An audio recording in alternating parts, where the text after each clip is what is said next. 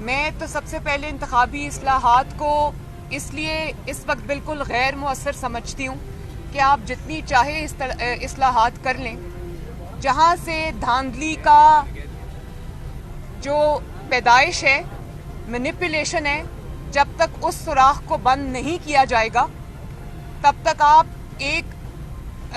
جتنی مرضی اصلاحات کر لیں ان کا کوئی فائدہ نہیں ہے۔ تو جو اپنے اختیارات سے تجاوز کرتے ہیں،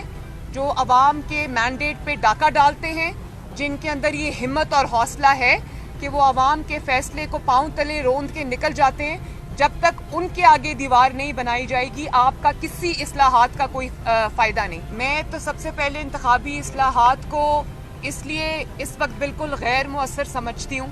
کہ آپ جتنی چاہے اصلاحات کر لیں، جہاں سے دھاندلی کا جو پیدائش ہے، مینیپولیشن ہے، جب تک اس سوراخ کو بند نہیں کیا جائے گا تب تک آپ